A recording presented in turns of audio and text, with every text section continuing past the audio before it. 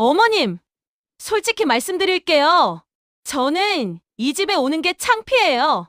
생선 냄새가 옷에 배잖아요. 그 말로 시어머니의 가슴에 비수를 꽂은 지 사흘 뒤였죠. 서울에서 이름난 종합병원에 근무하는 간호사 이수진은 병원 복도를 걷다가 걸음을 멈췄습니다. 복도 끝에서 생선 피 묻은 방수 앞치마에 낡은 점퍼를 걸친 노인이 천천히 걸어오고 있었습니다. 시아버지였습니다. 아, 비린내. 복도에 있던 사람들 모두 코를 막았어요. 아버님이 여길 왜? 수진이 급하게 벽 뒤로 숨었어요. 생선 장수인 시아버지를 동료들 앞에서 아는 척하고 싶지 않았거든요. 그런데 이 병원의 병원장이 그 노인 앞에서 허리를 90도로 꺾었습니다. 선생님, 복도가 얼어붙었습니다. 수진의 손에서 차트가 바닥으로 떨어졌습니다. 도대체 저 노인의 정체가 무엇이기에 서울의 유명한 종합병원 원장이 선생님이라고 부르는 걸까요? 생선장수라고 시부모를 무시했던 수진의 운명은 어떻게 될까요? 이어지는 이야기가 궁금하시면 사연 시작 전 구독과 좋아요 부탁드립니다. 그리고 어디서 듣고 계신지 댓글로 알려주시면 그곳에 건강한 기운을 가득 담아 보내드리겠습니다. 그럼 이 철없는 아가씨, 수진 씨의 사연 시작합니다. 이수진이 간호사가 되겠다고 결심한 것은 10살 때였습니다. 그해 가을, 아버지가 세상을 떠났습니다. 간암이었습니다. 아버지는 마지막 석 달을 병원에서 보냈고 수진은 그 병원을 오가며 처음으로 간호사라는 사람들을 가까이서 봤습니다. 새벽에도 한밤중에도 지치지 않는 얼굴로 아버지 곁을 지키던 사람들. 수진은 그 모습에서 무언가를 봤습니다. 아버지 없이 살아남는 방법. 당당하게 서 있는 방법.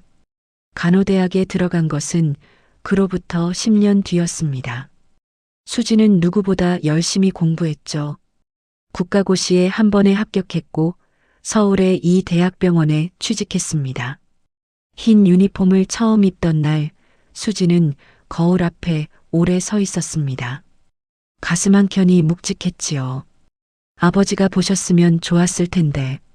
그 생각을 수진은 빠르게 눌렀습니다. 감상에 젖을 시간이 없었어요. 수진에게는 해야 할 일이 많았으니까요.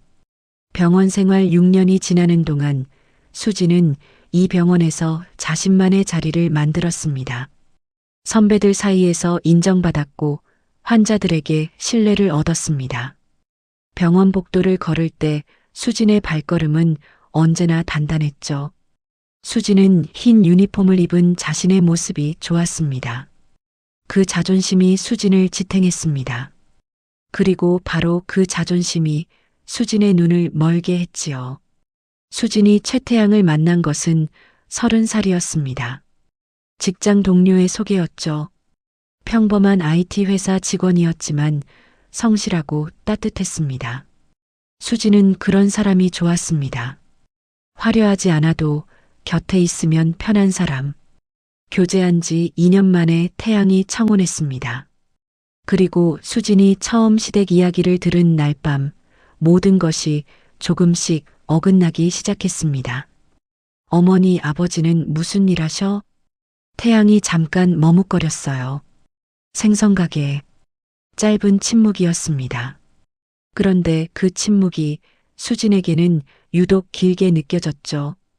가슴 한켠에서 무언가가 스쳤습니다. 어릴 때의 기억이었어요. 수진도 시장 골목 출신이었습니다.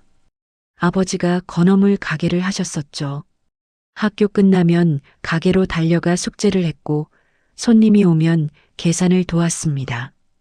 교복에 배어드는 냄새가 싫었습니다. 친구들이 놀릴까봐 학교 앞에서는 절대 아버지를 부르지 않았습니다. 그 시절을 수지는 오래 묻어두었어요. 간호사 유니폼을 입으면서부터 완전히 다른 사람이 된 것처럼 살았습니다. 그런데 생선가게라는 단어 하나가 그 기억을 다시 끄집어냈습니다. 수지는 그 기억이 죽을 만큼 싫었습니다. 처음 시댁에 방문하던 날이었어요. 인천 용현동 시장 골목. 파란 천막 아래 작은 가게. 손으로 쓴 간판. 얼음 위에 생선들. 차에서 내리기 전에 수지는 잠깐 숨을 멈췄습니다. 태양의 부모님 최민중과 박술래가 마중 나와 수진을 반갑게 맞이했어요. 어서 와요. 우리 태양이 여자친구. 예쁘고 참하네. 술래가 환하게 웃으며 수진의 손을 잡았습니다. 수진도 웃었습니다. 그런데 순간 수진의 눈이 멈췄습니다. 민준이 생선 한 마리를 집어드는 찰나 그의 오른손이 아주 미세하게 거의 알아채기 어려울 만큼 살짝 떨렸습니다. 민준은 아무렇지 않은 듯 생선을 손질하기 시작했죠. 수지는 그냥 지나쳤습니다. 그것이 눈에 들어온 것이 다행인지 불행인지 그때는 알 수 없었습니다. 가게 안으로 들어서며 수진이 둘러본 것들이 있었습니다. 낡은 천장, 물이 든 플라스틱 대야, 끈적한 바닥, 그리고 무엇보다 냄새. 비릿하고 묵직하게 공간을 채운 그 냄새가 수진의 코를 파고들었습니다. 수진은 속으로 생각했습니다. 이 냄새가 내 옷에 배면 병원에 어떻게 가지? 그 생각을 수진은 오래, 아주 오래 품고 살았습니다. 그리고 그 생각이 수진을 조금씩 다른 사람으로 만들어갔습니다. 결혼식은 인천의 한 웨딩홀에서 올렸습니다. 민준과 술래는 새 옷을 맞춰 입고 나타났습니다. 민준은 생전 처음 입어보는 듯 어색한 양복 차림이었고 술래는 연한 하늘색 한복을 곱게 차려입었습니다. 두 사람 모두 내내 웃고 있었죠. 특히 민준은 말이 없었습니다. 그냥 조용히 아들의 얼굴을 바라보며 웃었습니다. 그 눈빛에 무엇이 담겨 있는지 수지는 그날 알지 못했죠. 식이 끝나고 신혼여행을 다녀온 뒤 두 사람은 서울의 작은 아파트를 얻었습니다. 태양의 월급과 수진의 월급을 합치면 크게 빠듯하지는 않았습니다. 살림은 단출했지만 나쁘지 않았습니다. 처음 몇 달은 괜찮았죠. 명절에 인천에 내려갔고 수진도 겉으로는 웃었습니다. 술래가 차려주는 밥을 먹었고 민준의 말에 네네 대답했습니다. 며느리 역할을 해냈습니다. 하지만 집으로 돌아오는 차 안에서 수진은 항상 창문을 내렸습니다. 옷의 뱃 냄새를 빼기 위해서였습니다. 태양은 그것을 알았지만 아무 말도 하지 않았습니다. 균열은 작은 데서 시작됐죠. 어느 날 술래가 생선을 택배로 보내왔습니다. 싱싱한 갈치 5마리가 스티로폼 상자에 얼음과 함께 가득 담겨 있었습니다.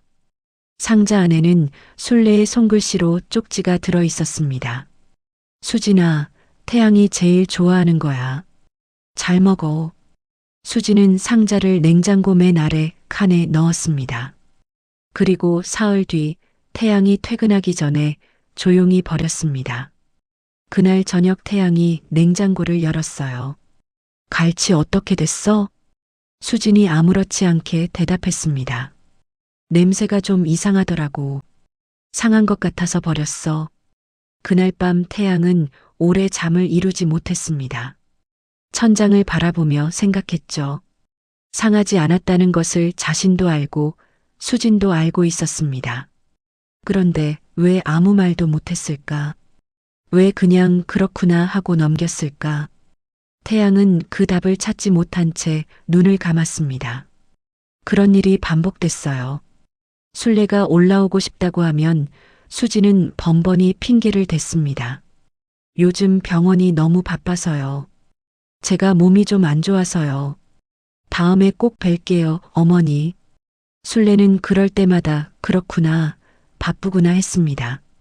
그리고 추석이 됐습니다. 시댁에서 차례를 지내고 음식을 먹는 자리였습니다. 민준이 직접 손질한 생선조림이 상에 올라왔습니다. 새벽부터 준비한 것이었죠. 간이 깊게 배어 있었고 보기만 해도 밥 한 공기가 비워질 것 같은 빛깔이었습니다. 순례가 수진에게 권했습니다. 수진아, 이거 아버지가 직접 준비한 거야. 한번 먹어봐. 수진이 젓가락을 들었습니다. 생선 한 점을 집어들고 잠깐 멈췄습니다. 그리고 조용히 내려놓았어요. 어머님, 사실 저 생선을 잘 못 먹어요. 비린 게 많이 올라와서. 짧은 침묵이 흘렀습니다. 민준이 먼저 웃었습니다. 그래, 괜찮아. 다른 거 먹어. 민준은 더 이상 아무 말도 하지 않았습니다. 수저를 들고 조용히 밥을 먹기 시작했죠. 그런데 식사가 끝나고 순례가 주방으로 들어갔습니다. 태양이 빈 그릇을 들고 주방에 들어섰을 때였어요. 싱크대 앞에 서 있었던 어머니의 등이 살짝 떨리고 있었습니다. 엄마. 순례가 재빨리 앞치마로 눈가를 훔쳤습니다. 아니야. 눈에 뭐가 들어갔나 봐. 태양은 더 말하지 못했습니다. 그릇을 내려놓고 주방에서 나왔습니다. 그리고 거실 소파에 앉아 아버지를 바라봤습니다. 민주는 텔레비전을 보고 있었습니다. 아무 일도 없다는 얼굴이었어요. 하지만 태양은 알고 있었죠. 아버지는 원래부터 그런 사람이었단 걸. 아파도 아프다고 하지 않는 사람. 섭섭해도 섭섭하다고 하지 않는 사람. 그냥 조용히 다 삼키고 다음날 아침이면 또 새벽 4시에 가게 문을 여는 사람. 그날 서울로 올라오는 차 안에서 태양이 말했습니다. 수진아. 응. 엄마가 오늘 울었어. 수진이 조수석 창밖을 바라보며 대답했습니다. 내가 뭘 잘못했는데. 태양이 더 이상 말을 잇지 않았습니다. 고속도로 가로등이 차창을 스쳐 지나갔습니다. 두 사람은 더 이상 아무 말도 하지 않았어요. 그 침묵이 앞으로 다가올 것들의 예고였습니다. 결혼 2년째 되던 겨울이었습니다. 병원 구내식당. 점심시간이었죠. 수지는 동료 간호사 2명과 마주 앉아 밥을 먹고 있었습니다. 같은 병동 동기인 김미래와 3년 선배 박지현이었습니다. 셋은 가장 편하게 속 얘기를 나누는 사이였어요. 그날 누군가의 시댁 이야기가 나왔고 미래가 투덜거렸죠. 우리 시어머니가 또 반찬을 해왔어. 냄새나는 젓갈을 현관에 놓고 갔는데 우리 집 어떻게 되는 줄 알아? 웃음이 터졌습니다. 지연이 물었어요. 수진이는 시댁 어때? 잘해주셔? 수진이 젓가락을 내려놓았습니다. 잠깐 망설였습니다. 그리곤 대답했죠. 솔직히 나 시댁 가기 싫어. 왜? 시어른들이 뭐라 해? 아니, 그게 아니라. 수진이 목소리를 약간 낮췄습니다. 우리 시댁이 생선가게야. 시장 골목에서 가면 냄새가 옷에 다 배거든. 나 병원 오는 사람인데 생선 냄새 풍기면 어떡해. 미래가 눈을 크게 떴습니다. 생선가게? 응. 그것도 오래된 좌판식. 간판도 없어. 거기 가면 진짜 하루 종일 냄새가 안 빠져. 지연이 조심스럽게 물었습니다. 그래도 시어른들이 나쁜 분들은 아니시지? 수진이 잠깐 생각하는 표정을 지었습니다. 나쁘시진 않은데. 근데 없어 보이잖아. 그래도 내가 우리나라에서도 잘하기로 유명한 한국병원 종합병동 간호사인데 주변 사람들한테 시댁이 생선가게라고 하면 사람들이 날 어떻게 보겠어. 그 말이 구내식당 테이블 위에 놓였습니다. 지연은 조용히 밥만 먹었고 미래는 화제를 바꿨죠. 그런데 그 자리에 수진이 모르는 사람이 한 명 있었습니다. 옆 테이블에 앉아 혼자 밥을 먹던 남자였습니다. 이 병원 소화기내과 레지던트 3년차 태양의 대학 친구이기도 했습니다. 그 남자는 수진의 얼굴을 알고 있었습니다. 태양의 결혼식에서 봤던 얼굴이었죠. 그날 저녁이었습니다. 태양의 휴대폰으로 카카오톡 메시지가 왔습니다. 발신인은 대학 친구 최재원이었습니다. 야, 오늘 점심에 내 와이프 봤다. 우연히 옆 테이블에 앉았는데 시댁 얘기하더라.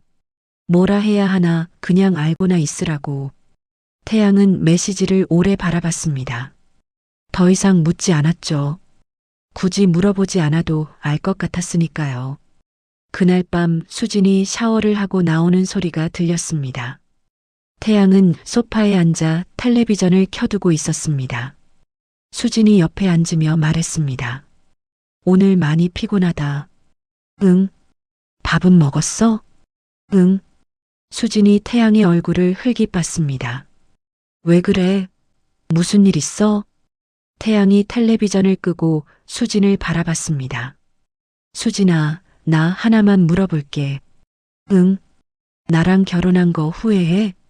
수진이 눈을 크게 떴습니다. 그게 무슨 말이야, 갑자기. 그냥 후회하냐고. 안 해. 당연히. 그럼 우리 부모님은? 수진이 입을 닫았습니다. 태양이 계속했습니다. 엄마 아버지가 생선 가게 하는 게 그렇게 창피해? 수진의 얼굴이 굳었습니다. 누가 그런 말 했어? 사람 입이 어디 한두 개야. 나는 그냥 솔직하게 말한 거야. 거짓말한 게 아니잖아. 태양이 잠시 수진을 바라봤습니다. 수진아, 거짓말보다 무서운 게 뭔지 알아? 수진이 대답하지 않았습니다. 진심이 담겼는데 비수를 꽂는 말이야. 침묵이 흘렀습니다. 수진이 먼저 자리에서 일어났습니다. 나 피곤해서 먼저 잘게. 방문이 닫혔습니다. 태양은 오래 그 자리에 앉아 있었습니다. 거실 불을 켜둔 채로 아무것도 하지 않고 그 무렵 인천 용현동 시장 골목은 자정이 넘도록 불이 켜져 있었습니다. 순례가 혼자 가게 안에 앉아 있었습니다. 낮에 손님이 두고 간 달력을 넘기다가 오래된 서랍에서 사진 한 장을 꺼냈습니다. 까맣게 빛바랜 사진이었습니다. 젊은 날의 민준이었죠. 수술복을 입은 모습, 마스크를 내린 채 카메라를 향해 웃고 있었습니다. 눈이 깊고 환한 웃음이었습니다. 그 시절의 민준은 그런 얼굴이었습니다. 순례가 그 사진을 오랫동안 바라봤습니다. 그리고 혼자 중얼거렸습니다. 괜찮아요. 괜찮아. 누구에게 하는 말인지 알 수 없었습니다.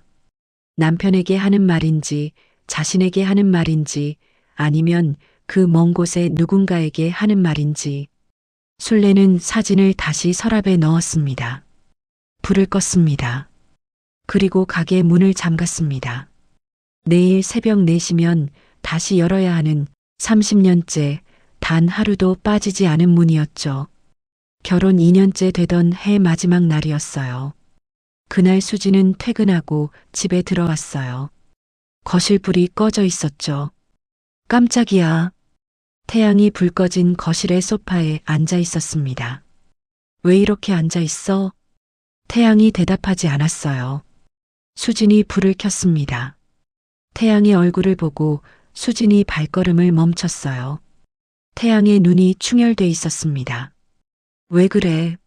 무슨 일이야? 태양이 천천히 고개를 들었죠. 수진아, 오늘 엄마한테 전화가 왔었어. 응? 무릎이 많이 안 좋으시대. 정형외과 가봐야 할 것 같다고. 수진이 가방을 내려놓으며 말했습니다. 그럼 병원 가시면 되잖아. 마침 내가 일하는 병원에서 진료 보는 게 좋을 것 같다고 하셨어. 다음 주 화요일에 예약했어. 수진이 잠깐 멈췄습니다. 내가 있는 병원으로? 응. 퇴근할 때 잠깐 얼굴이라도 보면 좋을 것 같아서. 수진이 냉장고 문을 열었습니다. 그날 내가 바쁜 날인데. 수진아, 진짜로. 그날 오전부터 스케줄이 빡빡해. 태양이 자리에서 일어났습니다. 목소리가 평소와 달랐습니다. 낮고 단단했죠. 수진아, 나 솔직하게 말할게. 수진이 냉장고 문을 닫고 태양을 봤습니다.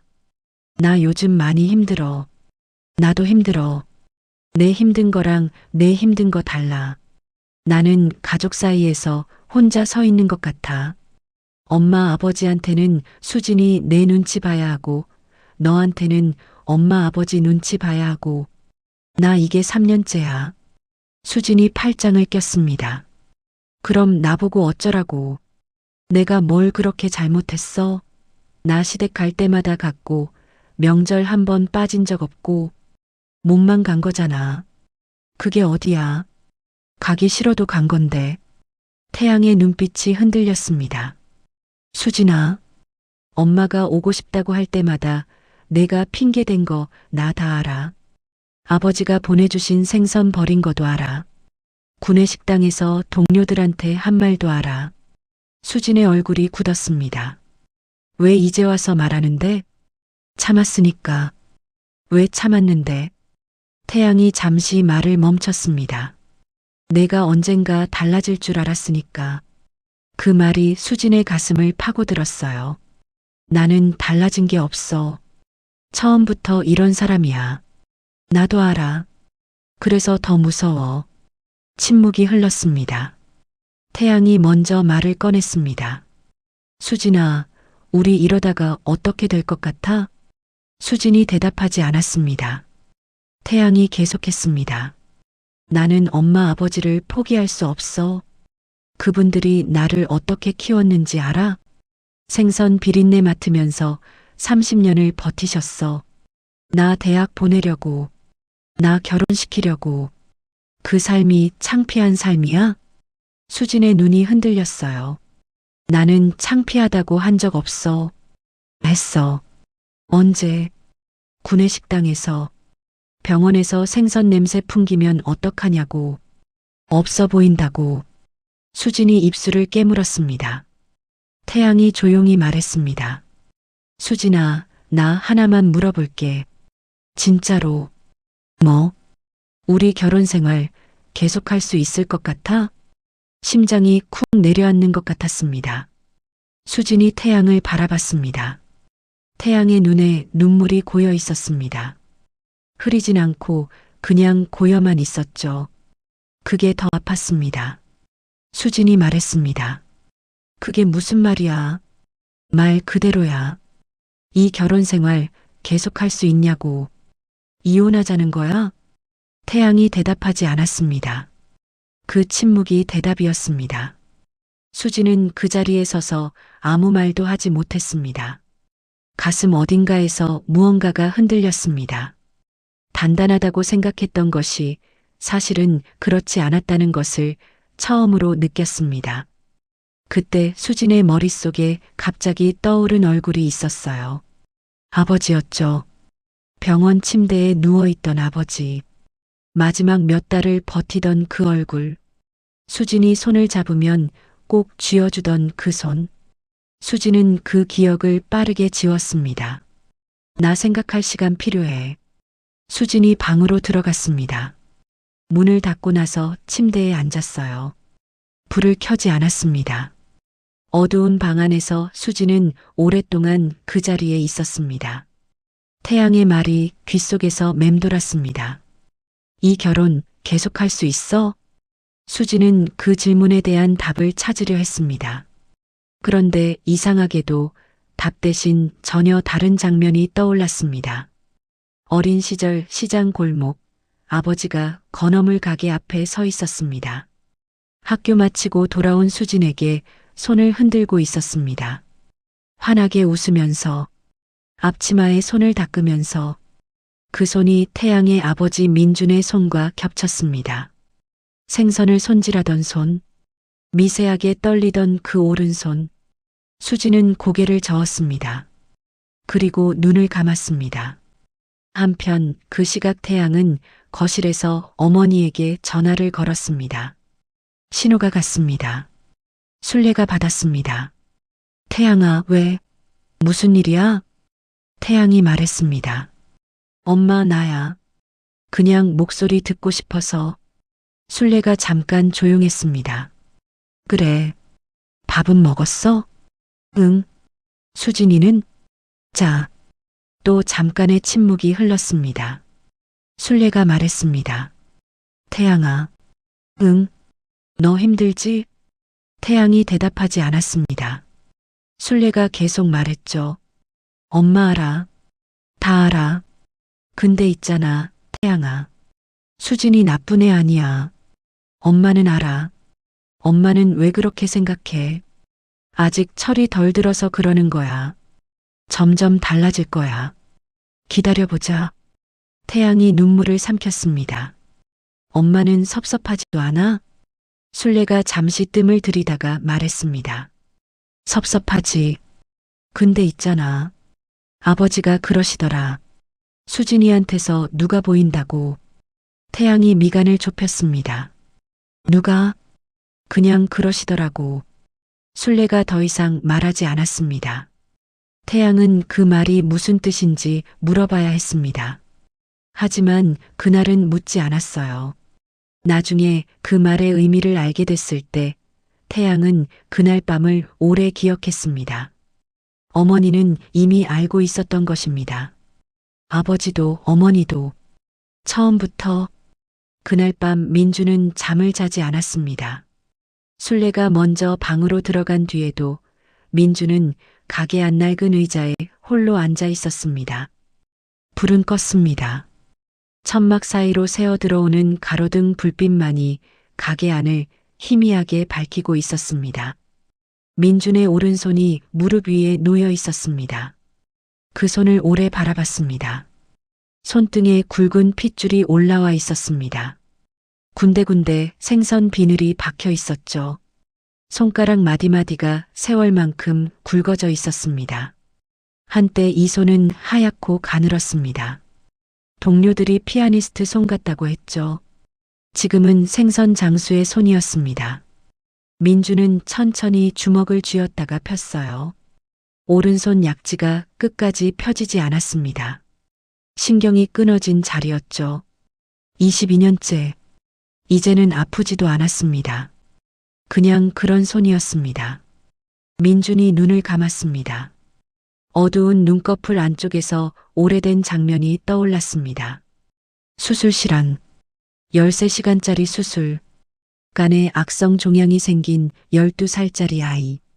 다른 병원 3곳에서 포기 판정을 받고 찾아온 아이였습니다. 수술대에 눕혀진 아이의 얼굴이 작고 창백했습니다. 수술이 11시간을 넘어가던 순간 오른손에서 이상한 감각이 왔습니다. 저리는 것이 아니었습니다. 무감각한 것도 아니었어요. 정밀하게 느껴지던 감각이 아주 조금씩 뭉개지는 것 같았습니다. 실을 잡는 손가락 끝에서 미세한 떨림이 시작됐습니다. 민주는 그 순간 알아챘어요. 하지만 멈추지 않았습니다. 아니, 멈출 수 없었습니다. 아이의 배가 열려 있었으니까요. 수술은 끝까지 갔고 아이는 살았습니다. 그리고 민준의 오른손 신경은 그날 이후부터 서서히 죽어갔던 거죠. 민준이 눈을 떴습니다. 가게 천막이 바람에 살짝 흔들렸습니다. 그 아이가 지금 어디서 무엇을 하고 있는지 민준은 알지 못했습니다. 사직하고 나서 일부러 찾아보지 않았어요. 알면 마음이 흔들릴 것 같았습니다. 이 손으로 살린 사람이 잘 살고 있으면 그것으로 충분했죠. 민준이 자리에서 일어났습니다. 그리고 가게 한켠 선반에 손을 뻗었습니다. 오래된 나무 상자였어요. 인천에 내려오던 날 들고 온 것이었습니다. 안에는 몇 가지가 들어 있었습니다. 오래된 수술 사진 한 장, 병원 동료들이 써준 편지 몇 통, 그리고 빛바랜 종이 한 장이었습니다. 차트 사본이었습니다. 이름 이연수, 진단 간세포암 사기, 수술일 2001년 4월 12일. 민준이 그 종이를 꺼내 오랫동안 바라봤습니다. 이연수, 수진의 아버지였습니다. 민준이 그 이름을 처음 들은 것은 태양이 결혼 이야기를 꺼내던 날이었습니다. 여자친구 이름이 이수진이고 아버지 이름이 이연수이며 인천 출신이고 일찍 간암으로 돌아가셨다고 했습니다. 그 말을 듣는 순간 민준의 가슴이 내려앉았습니다. 이연수, 잊을 수 없는 이름이었습니다. 그가 민준에게 온 것은 2001년 봄이었습니다. 세 곳의 병원에서 이미 포기 판정을 받은 뒤였습니다. 45살, 건어물 가게를 하는 사람이었습니다. 보호자로 따라온 아내는 내내 울고 있었고 딸이 하나 있다고 했습니다.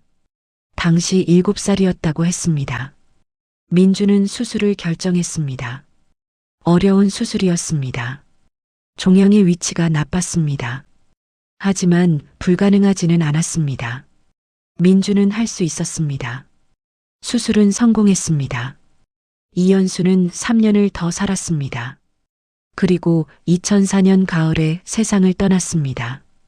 민주는 나중에 전해 들었습니다. 퇴원 이후에도 연락을 주고받던 동료 간호사를 통해서였습니다. 그때 민주는 이미 인천에 내려와 생선 가게를 하고 있었습니다. 소식을 듣고 민주는 그날 가게 문을 일찍 닫았습니다. 혼자 바닷가에 가서 오래 앉아 있었죠. 최선을 다했습니다. 3년을 더 살게 했습니다. 의사로서 할 수 있는 것은 다 했습니다. 그런데도 마음이 무거웠습니다. 그 딸이 어떻게 살고 있을지, 10살의 아버지를 잃은 그 딸이, 그리고 22년이 지나서 그 딸이 아들의 여자친구가 됐습니다. 민준이 처음 수진을 봤을 때였습니다. 인상이 낯설지 않았습니다. 눈매가 이연수를 닮아 있었습니다. 입을 꾹 다무는 방식도, 무언가를 참을 때 눈빛이 단단해지는 것도 민주는 그 자리에서 직감했습니다. 그래서 잠깐 굳었던 것이었죠. 민주는 수진에게 아무 말도 하지 않기로 했습니다. 할 필요가 없었습니다. 아니, 해서는 안 됐습니다. 내가 내 아버지를 살렸으니 잘해라는 것처럼 들릴 수 있었을 테니까요. 그것은 민준이 가장 싫어하는 방식이었죠. 의사는 환자를 살리고 나서 아무것도 바라지 않아야 했습니다. 그것이 민준의 원칙이었습니다. 그래서 민준은 수진이 생선 냄새가 창피하다고 할 때도 아무 말을 하지 않았습니다. 음식을 내려놓을 때도, 병원 방문을 피할 때도 그냥 묵묵히 바라봤습니다. 언젠가는 알겠지. 아니면 영영 모르더라도 괜찮아. 민준이 차트 사본을 다시 상자에 넣었습니다. 상자를 선반에 올렸습니다. 그때 안방에서 소리가 났습니다. 술래가 나왔습니다. 아직 안 자요? 응. 좀 이따 잘게. 술래가 민준 옆에 섰습니다. 민준의 오른손을 잡았습니다. 두 사람은 아무 말 없이 나란히 어두운 가게 안에 서 있었습니다. 얼음이 녹은 대야에서 물 흐르는 소리가 조용히 들렸어요. 한참 뒤에 술래가 말했습니다. 수진이 언젠가 알게 될까요? 민준이 술래의 손을 꼭 쥐었습니다. 알게 되겠지. 언제요? 민준이 대답하지 않았습니다. 알게 될 때가 오겠죠. 그 시간이 언제인지는 아무도 알 수 없었습니다. 그날은 목요일이었습니다. 수진은 오전 근무 중이었습니다. 병동을 오가며 차트를 정리하고 환자 상태를 확인하고 수액을 체크했습니다. 평소와 다를 것 없는 오전이었습니다. 그런데 11시가 조금 넘었을 때였습니다. 응급실 쪽에서 소란스러운 소리가 들렸습니다. 수진은 복도에서 잠깐 멈췄습니다. 응급실은 항상 바쁜 곳이라 처음에는 크게 신경 쓰지 않았습니다. 그런데 같은 병동 동료 간호사가 달려왔습니다. 이수진 씨, 잠깐요. 동료의 표정이 이상했습니다. 응급실에 지금 아주머니 한 분 오셨는데 보호자가 수진 씨 아는 분인 것 같아요. 누구요? 동료가 잠깐 망설였습니다. 시장에서 생선 가게 하시는 분 같던데요. 같이 오신 할아버지가 여기 수진 씨 며느리라고 하셔서요. 수진의 손이 멈췄습니다. 응급실로 내려가는 발걸음이 빨라졌습니다. 응급실 입구에 들어서는 순간이었습니다. 민준이 보였습니다. 생선 피가 군데군데 튄 앞치마를 맨 채였습니다. 장갑도 끼지 않은 손에는 아직 비린내가 날 것 같았어요. 머리카락이 흐트러져 있었고 신발에는 시장 바닥에 물기가 묻어 있었습니다. 구급차를 타고 오면서 앞치마를 벗을 겨를도 없었던 것이었습니다. 민주는 응급실 접수대 앞에 서 있었습니다. 얼굴이 창백했습니다. 수지는 그 얼굴을 보는 순간 처음으로 시아버지의 얼굴에서 두려움을 받습니다. 평소에 없던 것이었습니다. 항상 조용하고 흔들리지 않던 그 얼굴이 그날은 달랐습니다. 아버님, 민준이 고개를 돌렸습니다. 수진을 보더니 표정이 조금 풀렸습니다. 수진아, 내가 있었구나.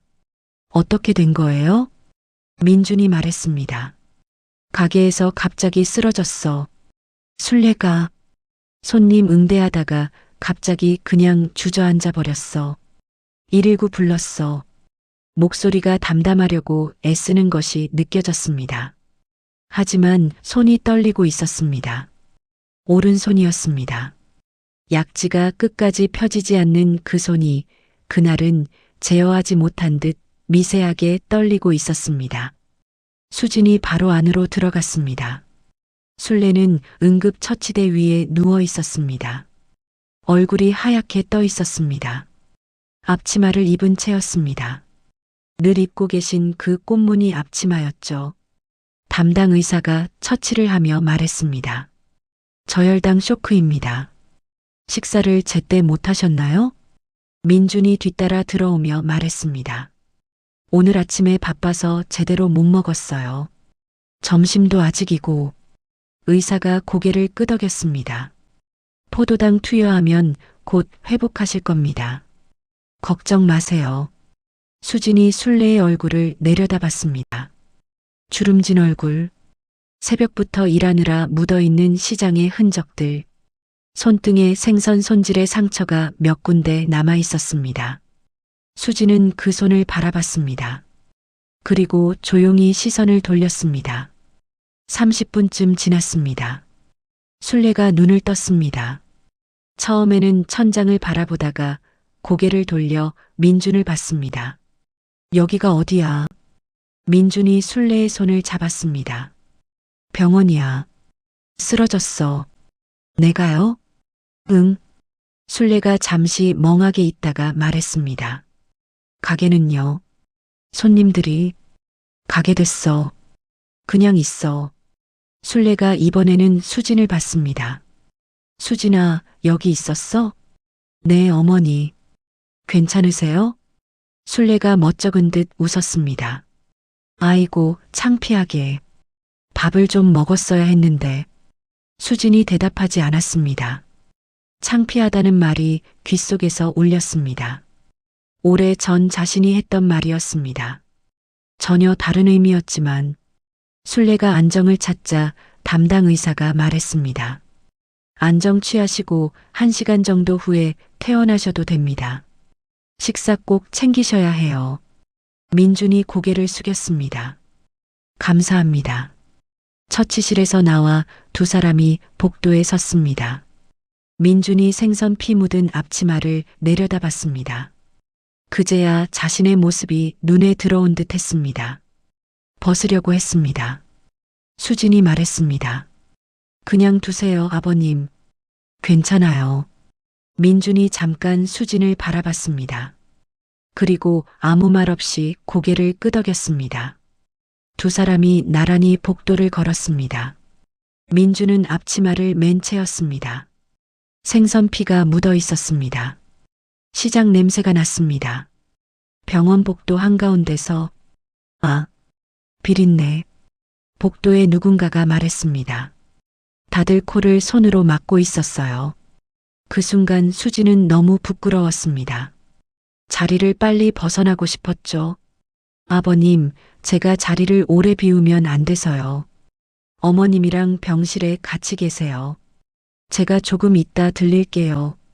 수진이 도망치듯 자리를 벗어났습니다. 그래. 우린 신경 쓰지 말고 내일 해라. 수진의 뒤통수에 대고 민준이 말했습니다.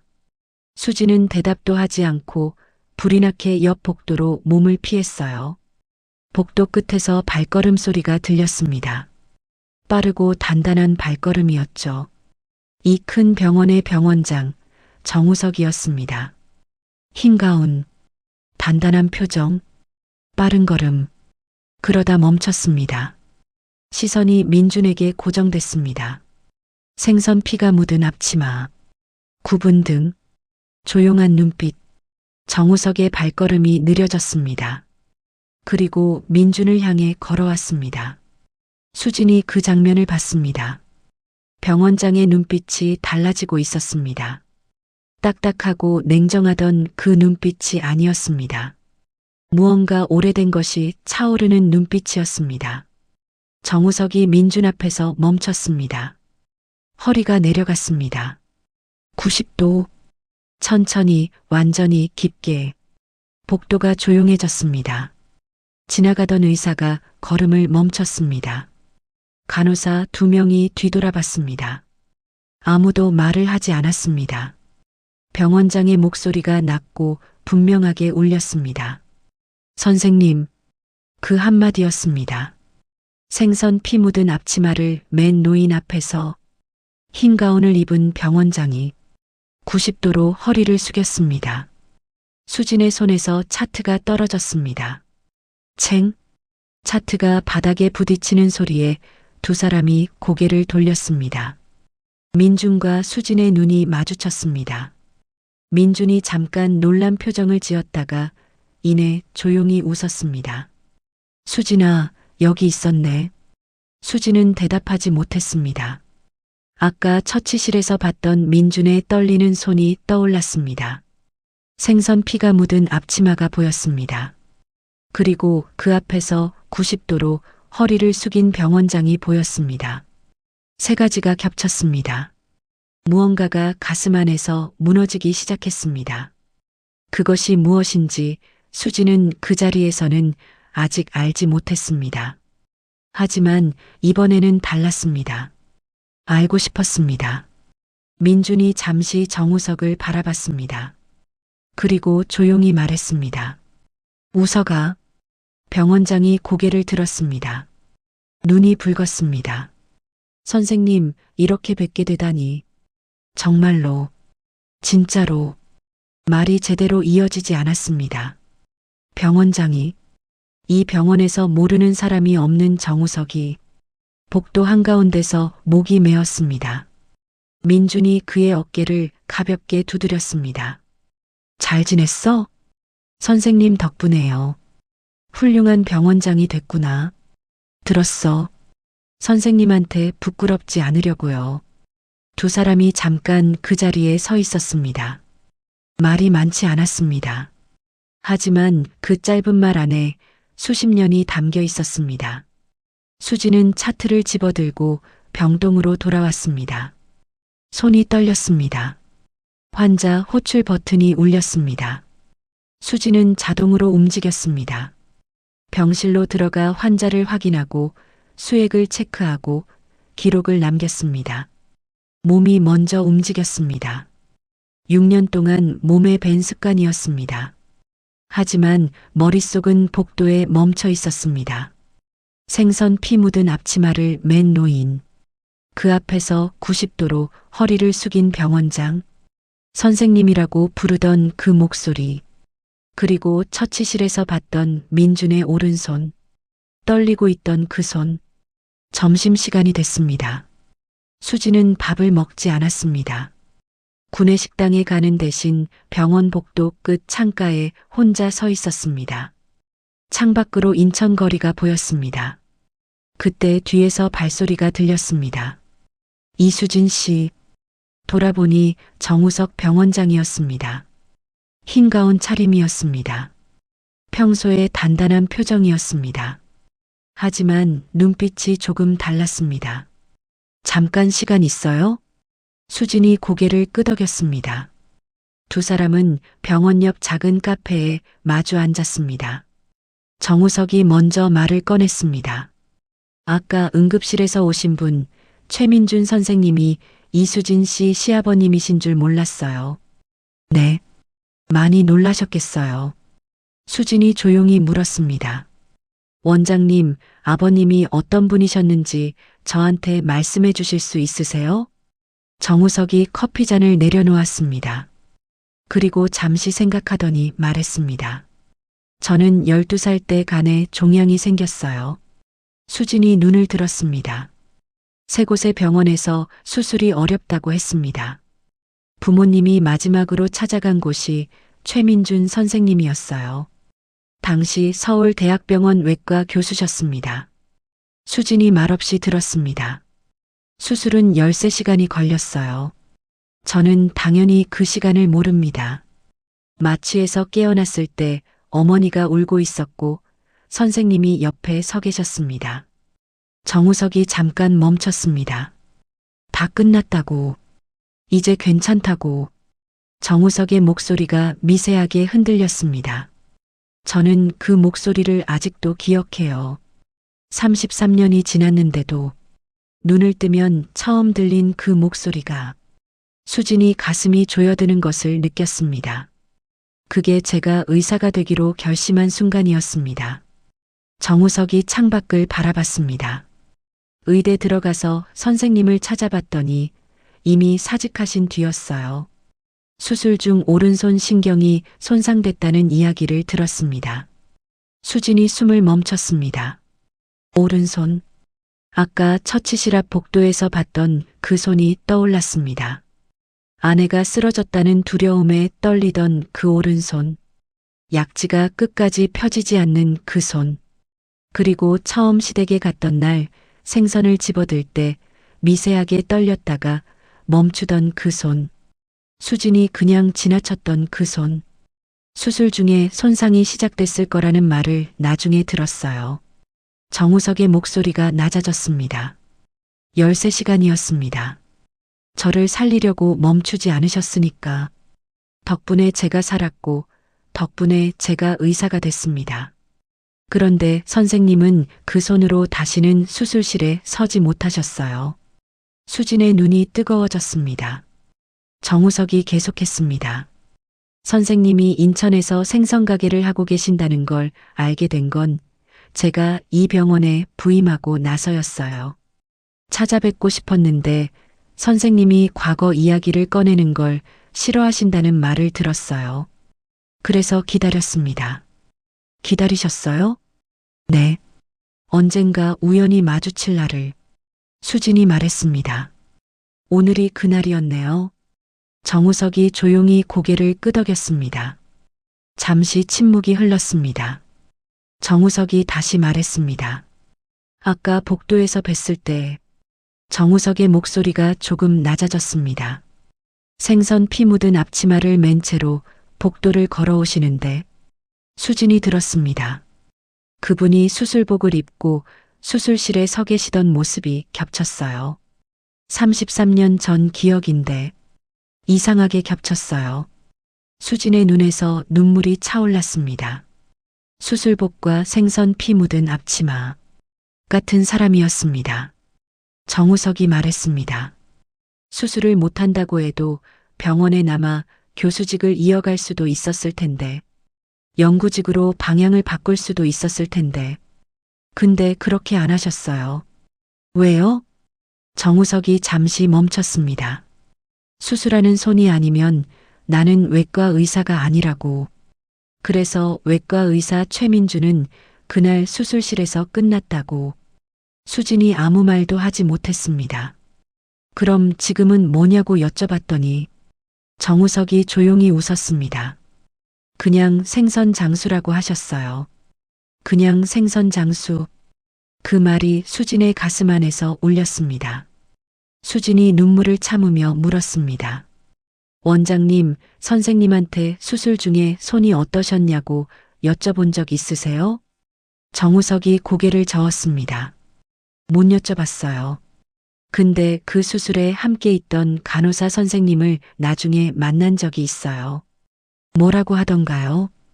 수술 11시간을 넘어가던 시점에 선생님 오른손에서 이상 징후가 시작됐다고 했어요. 선생님이 먼저 알아채셨을 거라고. 근데 멈추지 않으셨다고. 수진이 입술을 깨물었습니다. 아이 배가 열려 있었으니까요. 정우석이 고개를 끄덕였습니다. 그 간호사 선생님이 그러셨어요. 선생님 손이 움직일 때는 숨소리도 안 들릴 만큼 고요했다고. 숨소리도 안 들릴 만큼 고요한 손. 수진이 눈을 감았습니다. 그 손이 지금은 생선을 손질합니다. 매일 새벽 4시에 가게 문을 열고 하루 종일 생선을 다듬고 저녁이면 조용히 집으로 돌아가는 사람의 손. 수진이 그렇게 알고 있던 손. 아니, 수진이 창피하다고 했던 손. 정우석이 자리에서 일어서며 말했습니다. 이수진 씨, 제가 왜 이 병원에 왔는지 아세요? 수진이 고개를 들었습니다. 최고의 의술을 배워서 저도 사람들을 살리고 싶었어요. 선생님이 저를 살려주셨던 것처럼요. 정우석이 지갑에서 무언가를 꺼냈습니다. 낡고 작은 사진이었습니다. 흑백이었습니다. 수술복을 입은 남자가 마스크를 내리고 카메라를 향해 웃고 있는 사진이었습니다. 눈이 깊고 환한 웃음이었습니다. 33년 전의 최민준이었습니다. 퇴원하고 나서 어머니한테서 받은 사진이에요. 선생님이 마취에서 깨어난 저를 보고 웃으시던 그 얼굴이에요. 수진이 그 사진을 바라봤습니다. 사진 속의 젊은 최민준.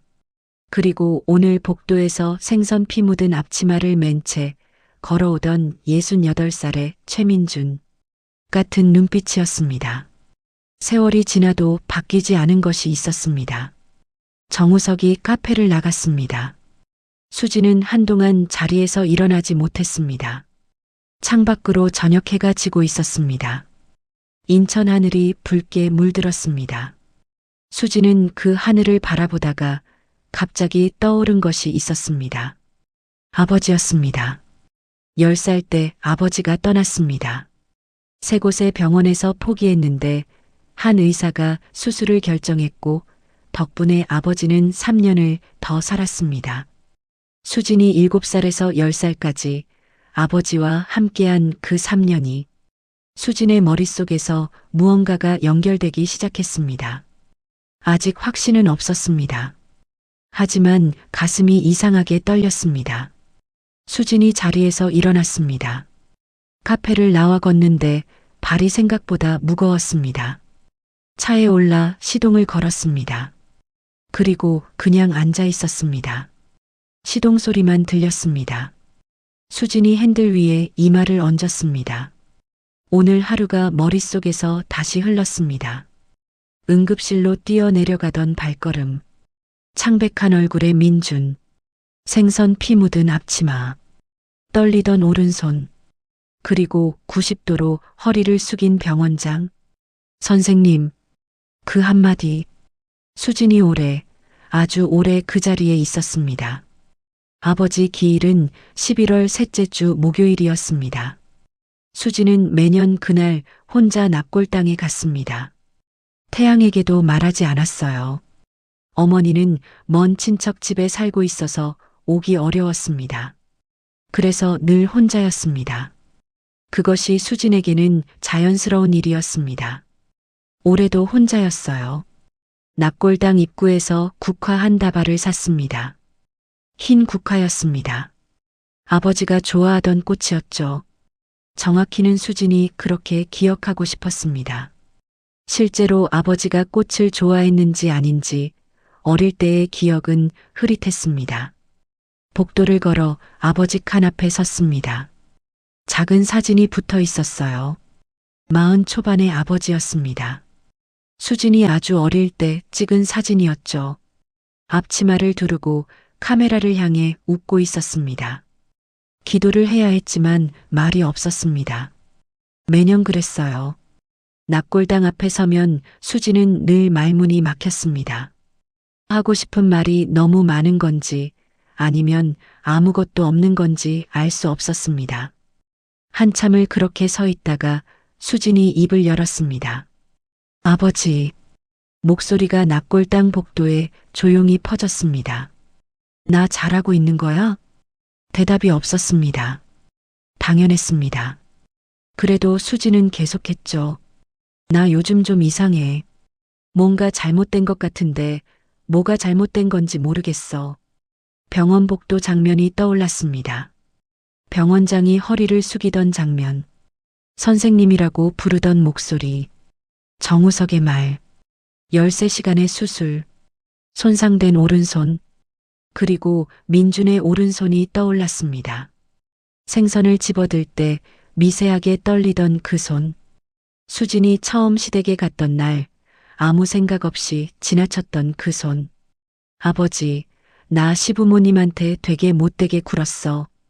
수진의 목소리가 작아졌습니다. 생선 가게 한다고, 냄새 난다고, 창피하다고, 눈물이 차올랐습니다. 근데 아버지, 그분이 어쩌면 말이 끝까지 나오지 않았습니다. 아직 확신이 없었습니다. 심증뿐이었죠. 민준이 수진 아버지를 수술했는지 그것이 사실인지 수진은 아직 몰랐습니다. 하지만 가슴이 알고 있었습니다. 뭐라 설명할 수 없는 감각이었죠. 수진이 눈물을 닦았습니다. 그리고 사진 속 아버지를 바라봤습니다. 앞치마를 두르고 웃고 있는 얼굴. 민준과 겹쳤습니다. 생선가게 앞에서 손님을 맞을 때의 얼굴. 조용히 생선을 손질할 때의 얼굴. 수진을 봐도 아무 말 없이 그냥 웃던 얼굴. 수진은 그 웃음이 비어 있다고 생각했습니다. 그냥 늙은 사람의 얼굴이라고 생각했습니다. 그런데 지금 이 순간 그 웃음 안에 무엇이 있었는지 처음으로 궁금해졌습니다. 아버지, 확인해 볼게. 낙골당을 나오는데 해가 완전히 져 있었습니다. 찬바람이 불었습니다. 수진은 코트깃을 세웠어요. 버스 정류장으로 걷는 길에 수진은 핸드폰을 꺼냈습니다. 어머니에게 전화를 걸었습니다. 수진아, 웬일이야? 오늘 기일이라 전화했어? 응, 엄마. 나 하나 물어봐도 돼? 그럼, 뭐든지. 수진이 잠깐 망설였습니다. 아버지 수술하신 의사 선생님 기억해? 전화 너머가 조용해졌습니다. 짧은 침묵이 아니었습니다. 무언가를 결심하는 듯한 길고 무거운 침묵이었습니다. 어머니가 말문을 열었습니다. 수진아, 응? 혹시 사돈 어른께서 말씀하셨니? 수진의 걸음이 멈췄습니다. 심장이 쿵 내려앉았죠. 어머니의 말은 질문이 아니었습니다. 이미 알고 있는 사람의 확인이었습니다. 엄마 알고 있었어? 긴 침묵이 다시 흘렀습니다. 어머니가 천천히 말했습니다. 상견례 날 처음 뵀을 때 알아봤어. 수진이 입을 다물었습니다. 20년이 넘게 지났는데도 얼굴이 기억나더라. 잊을 수가 없는 얼굴이었으니까. 수술 끝나고 나오셔서 나한테 하신 말씀이 있잖아. 최선을 다했다고. 이제 괜찮을 거라고. 그 말을 어떻게 잊겠어. 수진의 눈물이 다시 차올랐어요. 근데 왜 나한테 말 안 했어? 어머니가 잠시 뜸을 들였습니다. 나도 처음 뵀을 때는 긴가민가해서 말씀드리지 않았는데 결혼식장에서 여쭤봤지. 선생님, 저 기억하시냐고.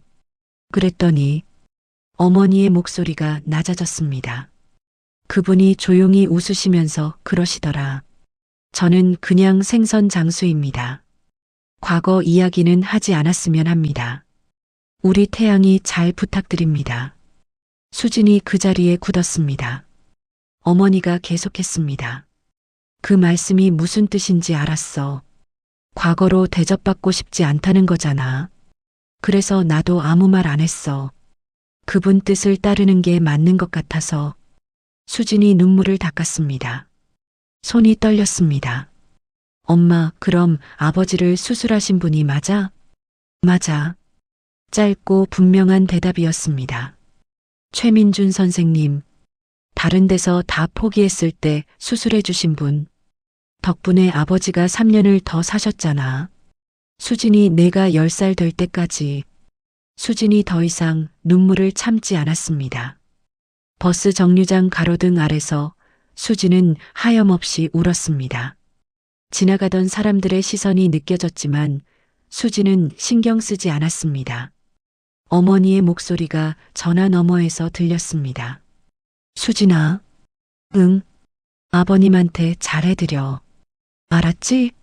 수진이 대답하지 못했습니다. 잘해드려. 그 말이 비수처럼 꽂혔습니다. 잘해드리기는커녕 수진이 그분에게 한 것들이 머릿속에서 하나씩 떠올랐습니다. 생선 냄새가 창피하다고 했고 병원에 오신 날 바쁘다고 피했습니다. 보내주신 갈치를 버렸으며 어머니가 오고 싶다고 할 때마다 핑계를 댔습니다. 그 모든 것을 민주는 알면서도 아무 말하지 않았죠. 자신이 이연수를 살린 의사라는 것을, 수진이 이연수의 딸이라는 것을 처음부터 알고 있었으면서 엄마, 나 끊을게. 그래. 몸 조심해. 전화가 끊겼습니다. 수진은 한참을 그 자리에 서 있었습니다. 버스가 왔지만 타지 않았어요.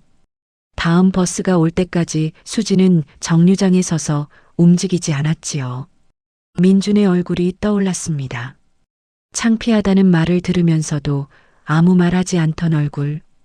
음식을 내려놓아도 병원 방문을 피해도 그냥 조용히 웃던 얼굴. 그 웃음이 무엇이었는지 이제 수지는 알 것 같았습니다. 아무것도 바라지 않는 사람의 얼굴이었습니다. 자신이 한 일에 대해 단 한 번도 내세우지 않기로 결심한 사람의 얼굴이었습니다. 수진이 눈을 감았습니다. 아버지가 떠올랐습니다. 건어물 가게 앞에서 손을 흔들던 아버지. 자기 전에 이불을 덮어주던 아버지. 수진이 7살에서 10살까지 그 3년 동안 함께했던 아버지. 그 3년이 민준의 손에서 온 것이었습니다. 다시 오지 않을 그 3년이. 수진이 눈을 떴습니다. 버스가 다시 왔습니다. 창가 자리에 앉아 어두운 거리를 바라봤습니다. 차창에 수진의 얼굴이 비쳤습니다. 눈이 부어 있었습니다. 화장이 번져 있었죠. 머리카락이 흐트러져 있었고요.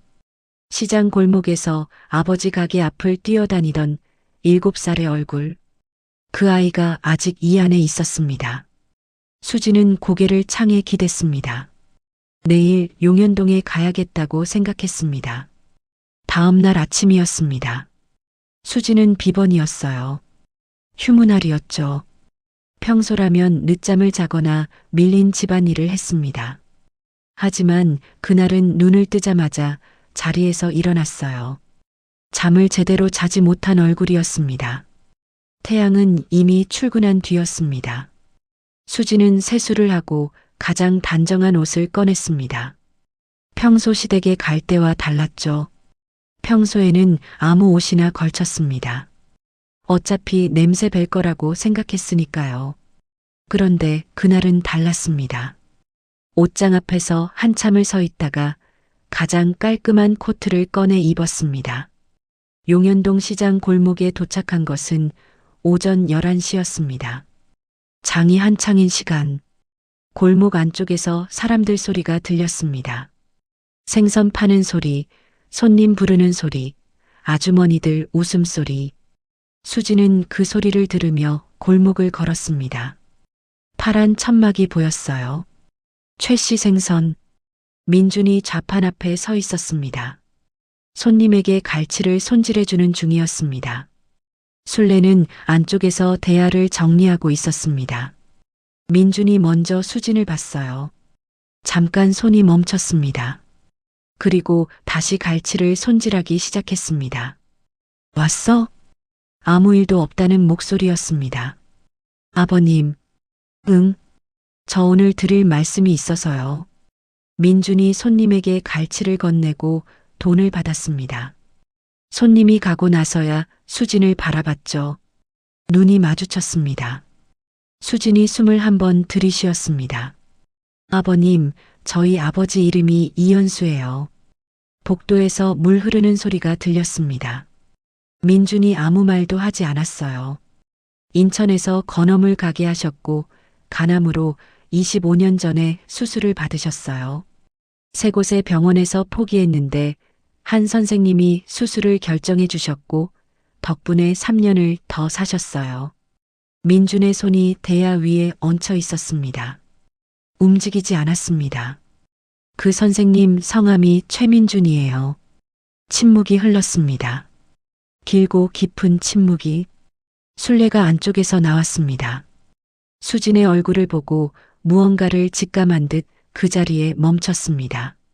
민준이 천천히 고개를 들었습니다. 수진과 눈이 마주쳤죠. 수진이 말했습니다. 아버님이시죠? 민준이 대답하지 않았어요. 하지만 그 눈빛이 대답이었죠. 숨길 생각도 부인할 생각도 없는 눈빛이었습니다.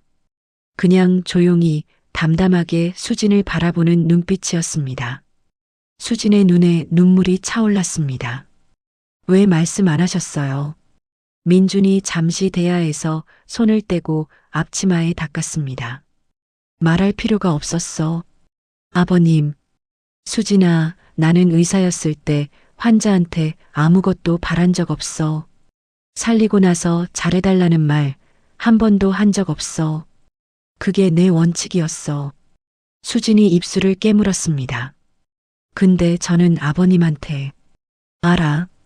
민준이 조용히 말했습니다. 다 알아. 그 두 마디가 수진의 가슴을 무너뜨렸습니다. 수진이 참았던 눈물이 흘렀습니다. 민준이 계속 말했습니다. 태양이한테 내 아버지 이야기 처음 들었을 때 직감했어. 이름도 그렇고 인천 건어물 가게도 그렇고 그리고 처음 내 얼굴을 봤을 때 민준의 목소리가 조금 낮아졌습니다. 아버지를 닮았더라. 수진이 손으로 입을 가렸습니다. 눈매가 입을 꾹 다무는 것도 참을 때 눈빛이 단단해지는 것도 이연수 씨를 닮았어. 술래가 조용히 눈가를 훔쳤습니다. 수진이 물었어요. 아버님, 저희 아버지 수술하실 때 기억하세요? 민준이 잠시 눈을 내렸습니다. 기억하지. 어떠셨어요? 민준이 천천히 말했습니다. 어려운 수술이었어. 종양 위치가 나빴어. 근데 할 수 있었어.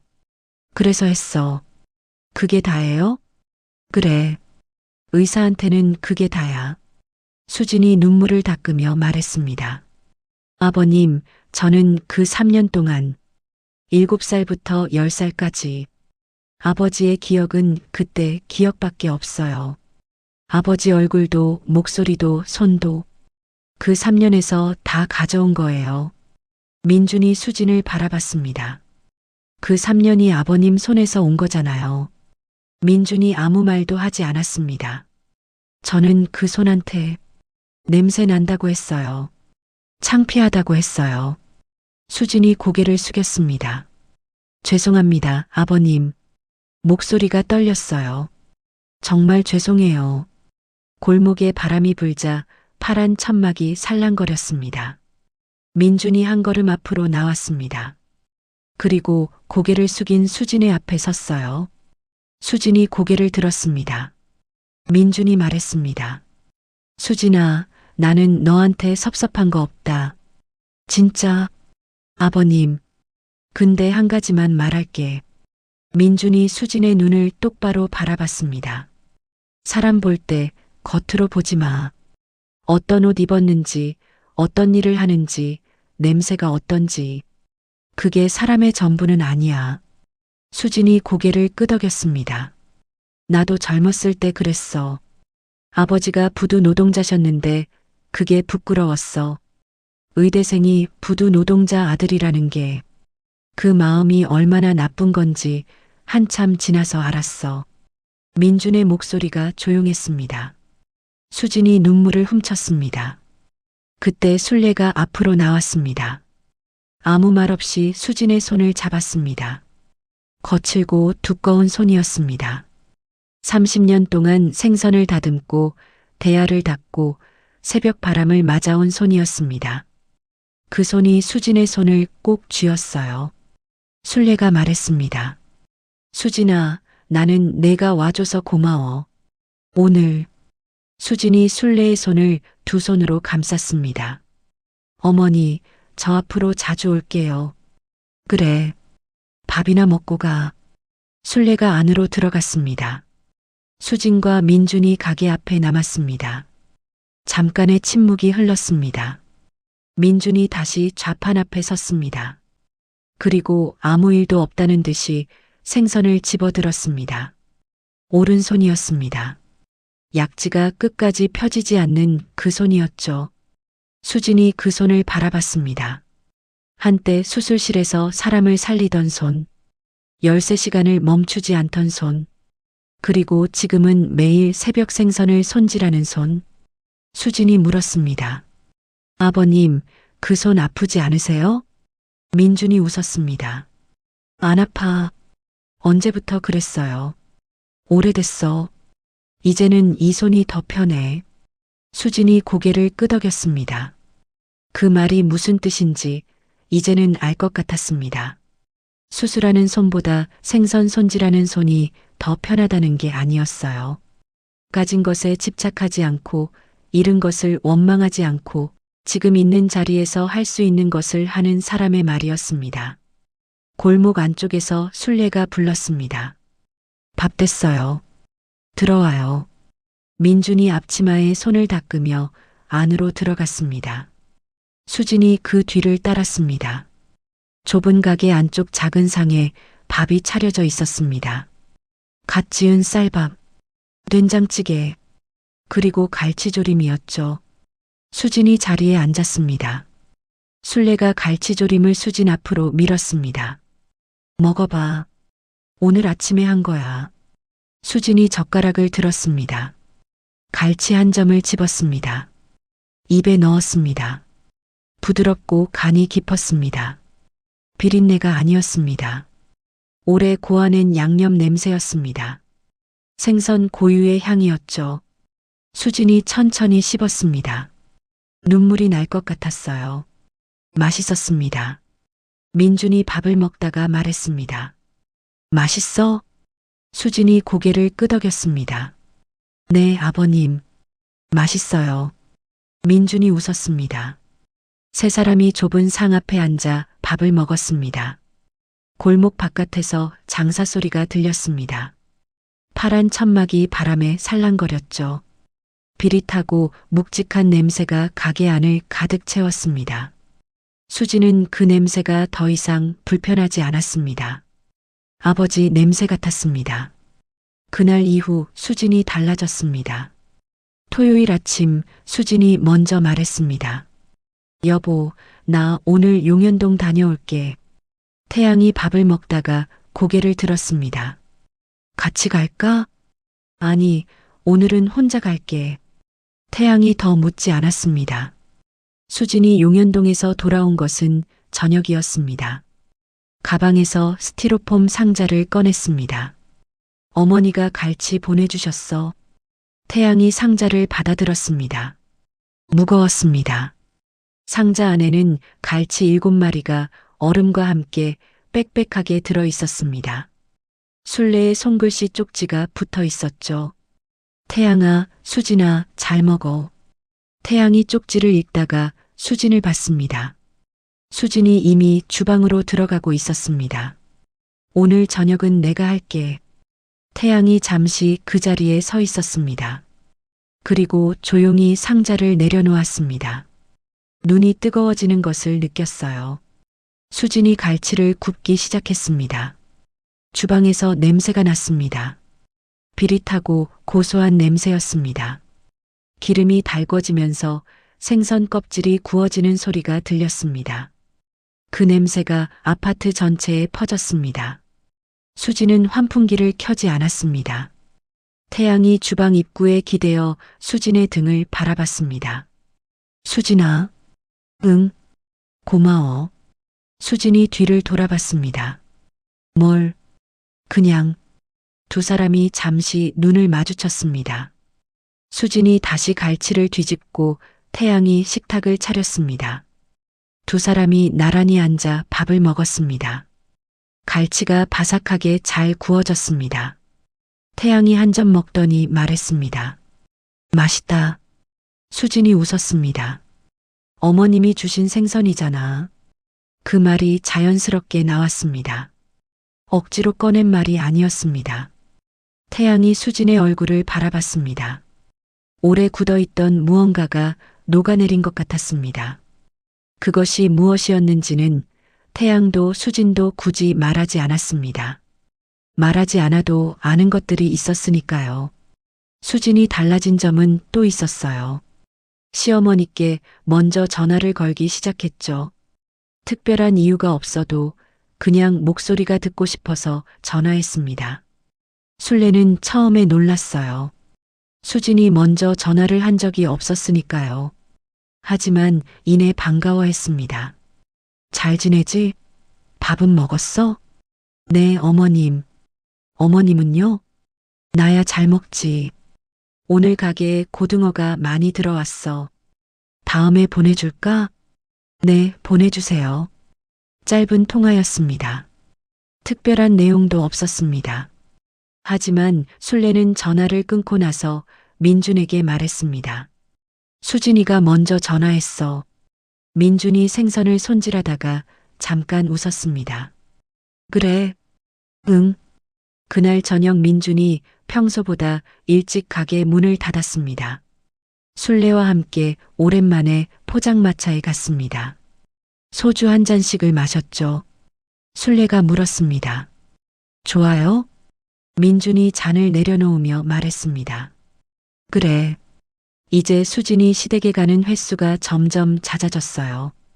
처음에는 한 달에 한 번이었습니다. 그것이 격주가 됐고 어느 순간부터 매주 토요일 오전이면 수진은 용현동 시장 골목에 있었어요. 가게 청소를 도왔습니다. 대야를 닦고 바닥을 쓸고 얼음을 채웠습니다. 처음에는 서툴렀지만 술래가 하나씩 알려줬습니다. 이건 여기다 놓는 거야. 이렇게 하면 돼. 수진이 따라했습니다. 생선을 손질하는 것도 조금씩 배웠습니다. 비늘 치는 법, 내장 꺼내는 법, 칼집 넣는 법. 손이 미끄럽고 냄새가 심하게 났습니다. 처음에는 숨을 참았습니다. 그런데 어느 날부터 숨을 참지 않게 됐습니다. 그냥 맡았습니다. 비릿하고 묵직한 냄새를, 새벽 바다 냄새가 섞인 그 냄새를. 그것이 이 가게의 냄새였죠. 30년의 냄새였어요. 어느 토요일 오전이었습니다. 수진이 대야를 닦고 있는데 민준이 옆에 앉았습니다. 한동안 말없이 나란히 일을 했습니다. 민준이 먼저 말했습니다. 수진아. 네. 힘들지 않아? 수진이 고개를 들었습니다. 뭐가요? 여기 오는 거. 수진이 잠깐 생각했습니다. 그리고 솔직하게 말했어요. 처음에는 냄새가 좀 힘들었어요. 민준이 웃었습니다. 지금은 괜찮아요. 수진이 대야를 닦으며 말했어요. 하지만 그 옆에서 조용히 웃었습니다. 그 웃음이 수진에게는 충분했습니다. 그날 오후 장이 파하고 나서 세 사람이 가게 앞에 나란히 앉았습니다. 술래가 자판기 커피 3잔을 들고 왔습니다. 싸구려 종이컵 커피였습니다. 뜨겁고 달고 조금 텁텁한 맛이었습니다. 수진이 한 모금 마셨습니다. 이상하게 맛있었습니다. 골목 안으로 늦가을 햇살이 비스듬히 들어왔습니다. 장이 파한 시장 골목은 조용했습니다. 파란 천막이 바람에 가볍게 흔들렸습니다. 민준이 커피를 마시며 앞을 바라봤습니다. 술래가 그 옆에서 다리를 뻗었습니다. 수진이 두 사람 사이에 앉아 골목을 바라봤습니다. 아무도 말하지 않았습니다. 그런데 이상하게 아무것도 어색하지 않았습니다. 말이 없어도 채워지는 것이 있었습니다. 수진은 그 자리가 처음으로 편했습니다. 커피를 다 마시고 수진이 일어서려는데 민준이 말했습니다.